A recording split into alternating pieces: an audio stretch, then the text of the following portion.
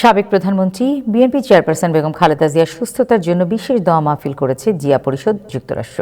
গত 1 ডিসেম্বর সোমবার সন্ধ্যায় জ্যামাইকার একটি রেস্টুরেন্টে এই মাহফিলের আয়োজন করা হয়।